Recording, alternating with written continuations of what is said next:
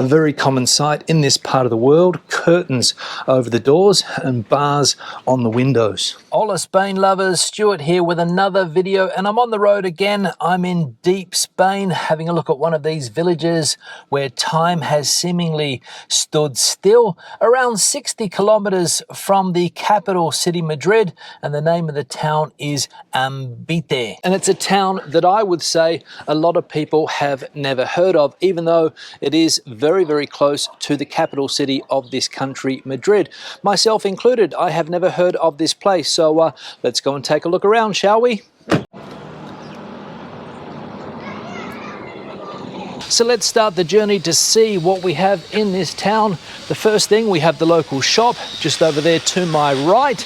Very, very small operation, I will say. And the first thing that stands out for me here is that the building works, some of the houses here seem to be very, very well built with the stonework going on. Not sure if that is something that will be maintained throughout the whole village here, or whether it's just here on the outskirts. But looking down there, I can see we've got the more typical type of house in the towns in this area. So we'll go and check those out. And this house here, for example, looks fairly decent. As is the case with most towns in Spain, recycling is encouraged, but these bins don't seem to be in use at the moment. As we can see here, you can't throw your rubbish into these bins, and very clear what the rules and regulations are there. All right, we're coming up into the main part of the town now. This town is on the side of a hill, so we're going to have to work our way up to the top of the hill to get to the center of the town, I think, where we'll find the church, the town hall building, and the other things to see in this town. But I reckon it's going to be an interesting walk through these streets. Now, as I mentioned at the beginning of this video, we're only around 60 kilometers away from Spain's biggest city, the bustling city of Madrid.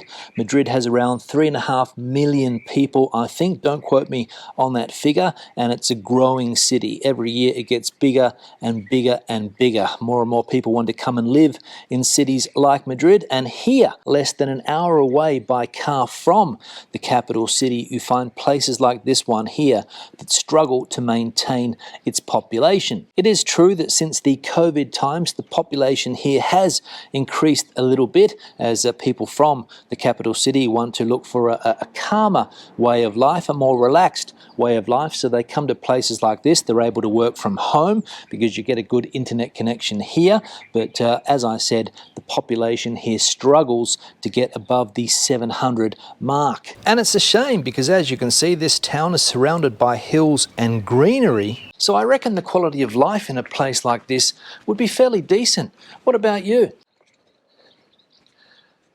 Now you can get an idea of the type of housing that we've got going on in these towns, probably built a fair while ago, been handed down from generation to generation. White walls, the typical type of housing here, 2 stories.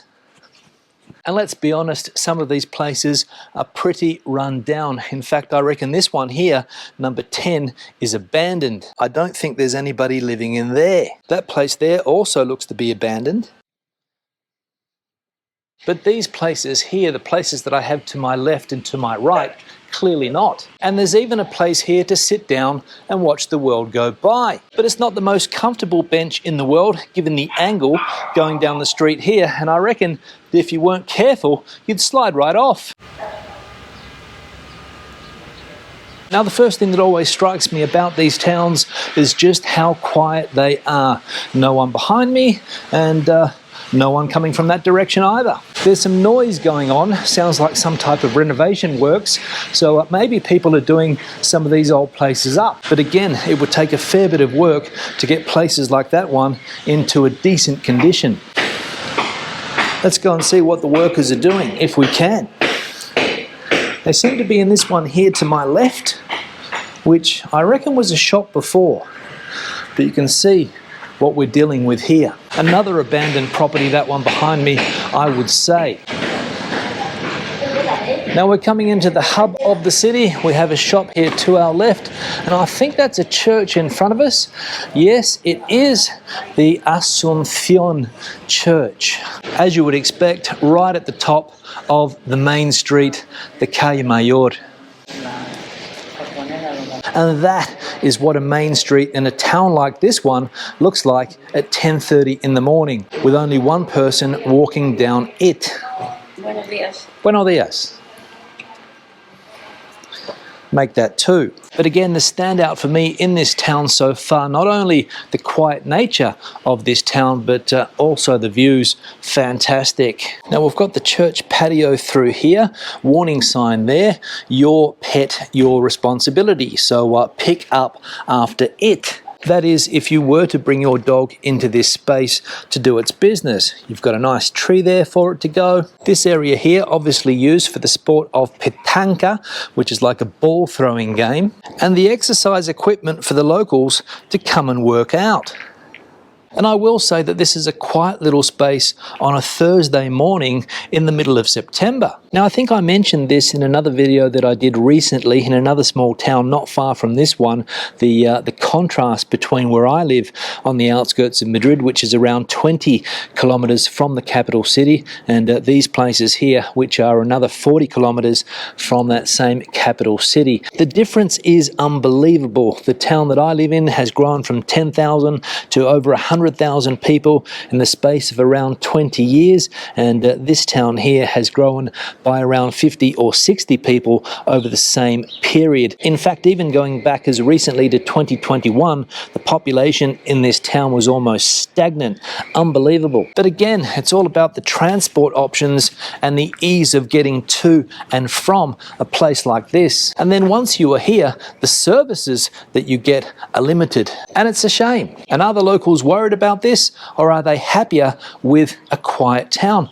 I don't know. Now this is the main square, and the only bar that I have seen so far, Bar La Plaza, and to be honest, I don't even think it's open. And I don't mean only today, I think it's closed permanently. Culturally, this is what this town has to offer. There's some type of monument which is on the outskirts of the city. We might check that out at the end of the video. We've also got an interesting natural area there. We've got the church that we just saw. There's some type of palace that I think we'll come to soon also. There's an olive tree, Olivo Santo, so a saint's olive tree, I think, and a very, very old tree that we'll also see soon. I think that's the same tree in that picture there, if I am not mistaken. And that's about all we've got going on here in the town of Ambite.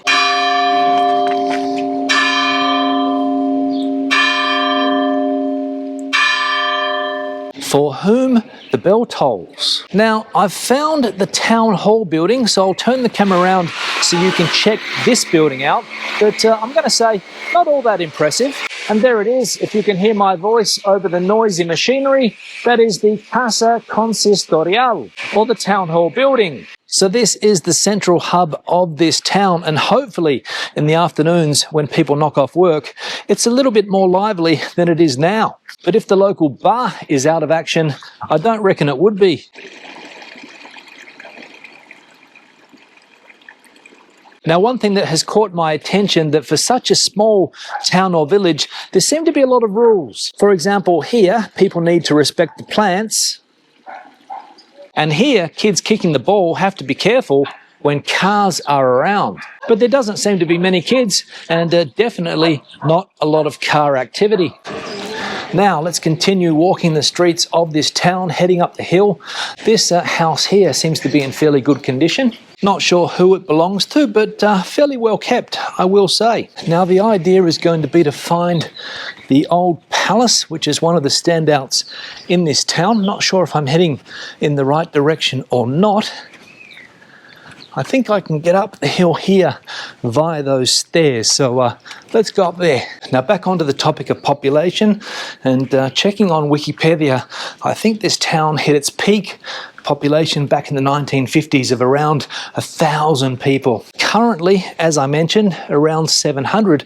So I wonder if it will ever get back to its heyday of that 1,000 population mark. That's the question. Spain's population continues to grow, the cities continue to get bigger, but places like this, as I have mentioned on various occasions, struggle to maintain population.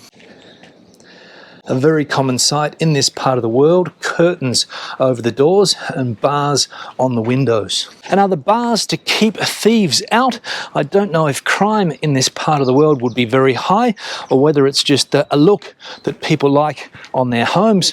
No idea. Now, there it is in front of us, one of the main cultural attractions of this town, the palace. But before I go there, let's take another look at these spectacular views of the Tajuña Valley. Now, I'm a little bit unsure whether this road will take me to the palace or not. I think it will. I might have to go cross country to get to the actual building, but I seem to be headed in the right direction. Now, I don't know the history of this building that we're going to take a look at now, whether anybody lives inside it still, or whether it has been abandoned for a long time now. But as I said, it is of cultural interest in this part of the Madrid community, not only for the architecture, but for the trees that surround it, in particular, the one that I have in front of me here, which apparently has been there for a long, long time. Now, I'm going to go cross country to get to where I need to get. Hopefully there won't be any snakes hiding here, because I wouldn't want a snake to jump out and bite me on the ankle now, would I? All right, here's a close-up of the palace here, and the first thing that we are greeted with is a sign telling us that it is private property and we're not allowed to go any further, even though the gate is open. So that tells me that the building could be in use. So I'll keep on the outskirts of the building here, find a place to sit down and try and find out a little bit of the history behind this building. But what I will say is that the views from up here are unbelievable. And look at the trunk of this tree. Wow! So the building is called the Palace of the Marquess of Legarda, and it was built in 1623. And apparently it highlights the architecture of the Madrid nobility back in the day. And the tree that I have behind me here is 700 years old, according to what I'm reading here. I'm not a tree expert, but the variety of the tree apparently is a home oak, and that would explain the acorns scattered all over the ground. Back onto the palace. Throughout its history, it has been associated with numerous popular legends, such as that of a captive princess who shed her tears on an acorn, giving rise to the famous oak. These stories have contributed to maintain interest and fascination for the architectural and natural complex. Currently, the palace is privately owned and has remained closed to the public, although the oak remains a local attraction, and it's clear to see why. Because again, this is a magnificent tree.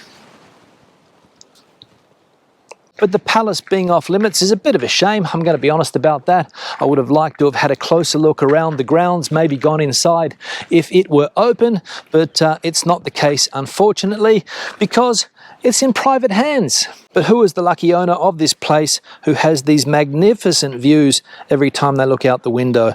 Wow. And for the peasants like myself, it's back into the village. Now, I've highlighted on various occasions just how quiet this town is. I mean, you've seen for yourself that there's not many people around, but I reckon at weekends it would be a different story, because people from the capital city come to towns like this and enjoy the walking and cycling routes. One that we can see in front of us here, Fuente del Arca. And it's people coming from the capital city, Madrid, to places like this at the weekend, spending their money in the local restaurant, at the local bar, that would help keep these places afloat, I think. And this is also something I love about these places, figs growing on the side of the road. Let's get one here and let's see if it's sweet. Absolutely, and that's another thing I love about coming to small towns like this, fruit growing on the side of the road. Now, as I have mentioned in other videos that I have done of a similar nature, if you're coming to Spain, if you're coming to the big cities, which a lot of people do, the Madrids, the Barcelona, take time out of your day and visit the smaller towns where time has seemingly stood still, as I said at the beginning of the video, where fresh fruit grows on the side of the road. You can pick a fig or two for yourself if you want, if it's in season of course, and enjoy the relaxed atmosphere of these towns. Get away from the hustle and bustle and enjoy the peace and quiet. That would be my recommendation should you have a trip to Spain planned. Spend time with the locals, admire the architecture and the houses, and get a feel for what rural Spain is all about. Because a lot of these places are like taking a walk back through time. And the only things that get angry with the visitors coming to these towns are the dogs.